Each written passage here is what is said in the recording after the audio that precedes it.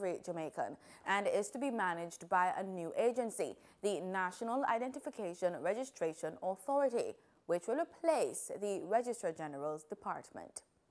Minister of National Security Robert Montague says plans are underway to have the National Police College of Jamaica and its courses accredited by the University Council of Jamaica.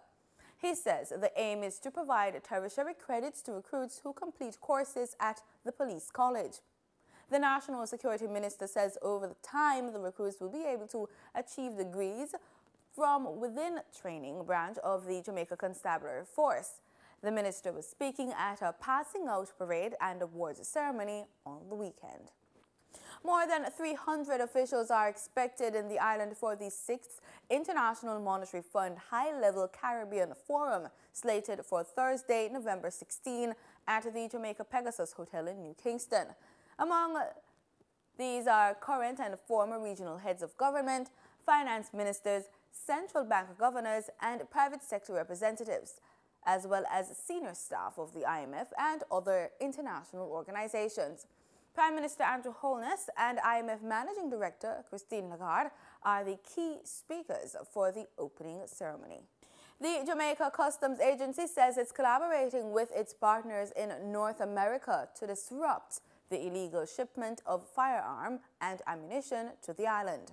According to Nationwide News, Customs Commissioner Velma Ricketts-Walker says most of the illegal weapons that come into the island are from the United States state of Florida. Her comment follows significant seizures of rifles and other high-powered weapons at ports in Kingston since the start of the year. There have also been concerns that the authorities weren't making arrests after these gun seizures, but Mrs. Ricketts-Walker says a number of arrests have been made. She says, though, the investigations can be challenging, as sometimes the names given to senders and receivers are fraudulent, making it difficult to arrest anyone. In regional news, the Barbados government says independent power producers interested in supplying electricity to the national grid will be able to apply for licenses by early next year. Energy Minister Darcy Boyce said that recommendations on licensing systems for these producers should be in hand by the end of the year, and that proposals for pricing of renewable energy would also go before the Fair Trading Commission early next year.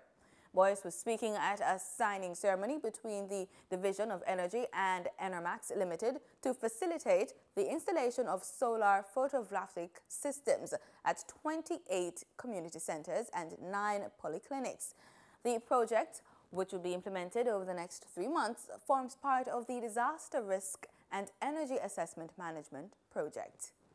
And in Dominica, continued assessment and training is the order of the day as the island continues to rebuild its infrastructure following the devastating September 18 hurricane. In addition to new codes being created, authorities are being guided by codes already in place, as well as those stipulated by the OECS. Permanent Secretary in the Planning Division, Gloria Joseph, explained the government's aim at a recent press brief. And so it is incumbent on government to provide the necessary guidance and training that will help people in building back a resilient Dominica, a Dominica that is resilient, though not immune, but resilient to weather conditions and seismic activities. The training is going to be based on a document that was developed with Engineers Without Borders in collaboration with the UNDP and Physical Planning Division. That is a guide to the housing standards that we want to have in Dominica. We have set 6 training sessions, 2-day training sessions, and they will be through various communities throughout the island. The push for improved building codes and training for those in the sector is being done with the help of the UNDP.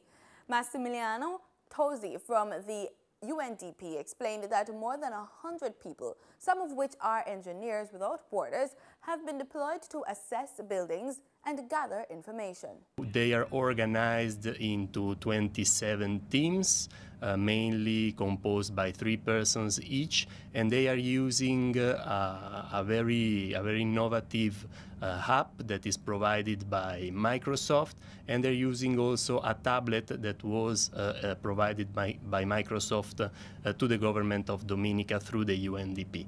So basically the app allows the assessors to assess the level of damage that the building have at the level of the roof, at the level of the ceiling, at the level of the walls, at the level of the floors, but also to collect some very important demographic information that will allow in the next phase to the government of Dominica to plan evidence-based public policies that can better address the issue and the problems of housing in Dominica after Hurricane Maria.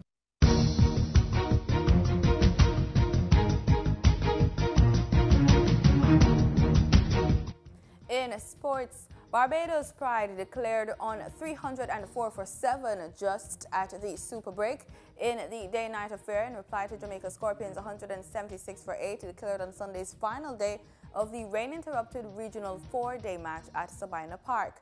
Left-hander Jonathan Carter made 103 for the Pride. Scorpions medium pacer Dervell Green took 2 for 59. Scores: Scorpions 176 for 8 declared at 57.2 overs.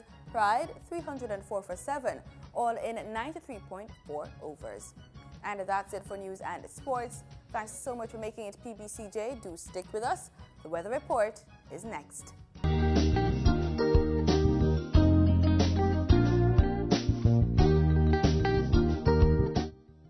This is PBCJ's weather report. Thanks so much for staying with us. Let's start with the local currents.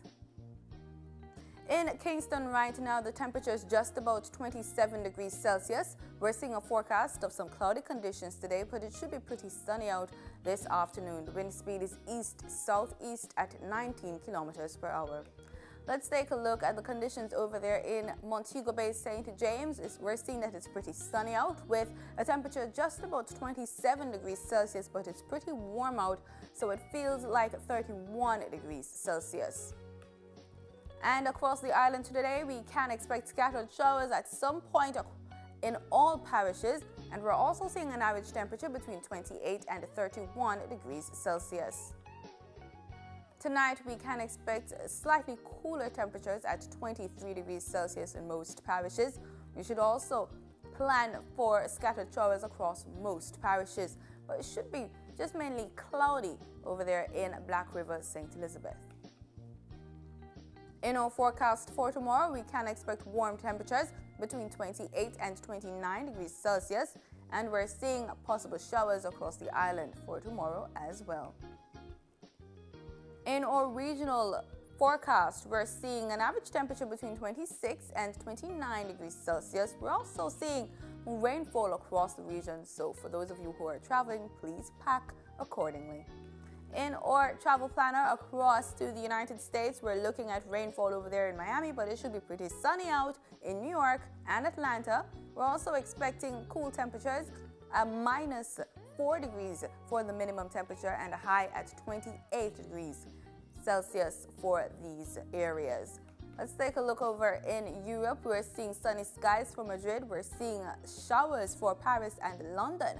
And we're also looking at the temperature. We're seeing a low of 3 degrees Celsius with a high at 17 degrees Celsius over there in Europe. And that's it for the weather report. Thanks so much for making it PBCJ. Remember, we are the People's Station.